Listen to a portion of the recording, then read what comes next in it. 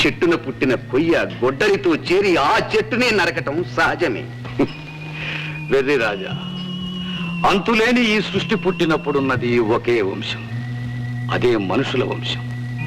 అందులో మీ వంశం కన్నా పెద్ద వంశాలు, అంతకన్నా పెద్ద పెద్ద ప్రతిష్టలు పుట్టి గిట్టి మట్టిలో కలిసిపోయాయి.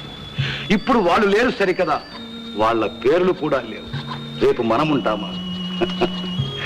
మనుషులే లేనప్పుడు ప్రతిష్ట ఏమిటి రాజా? ప్రాణం లేని ప్రతిష్ట కోసం ప్రేమించుకున్న వాళ్ళని విడదీస్తావా? వాళ్ళని అప్పుడు ఇప్పుడు ఎప్పుడు అలాగే ఉండాలి. వీరమల్ల, వేదాంతం కట్టిపెట్టి వాళ్ళని మాకు అప్పగిస్తావా లేదా?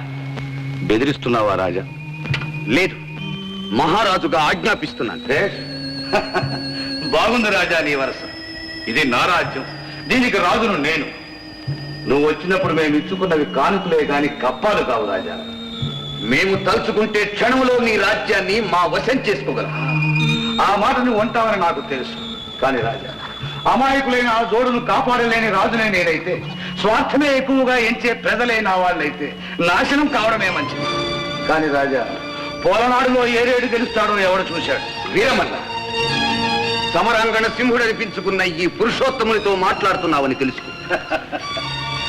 నేటి మగలకు మగడని పెంచుకున్న మీ తాత పురుషోత్తమునితోనే మాట్లాడానన్న సంగతి మరిచిపోకు రాజా. వీరమల్ల, ఆవేశపడకు రాజా.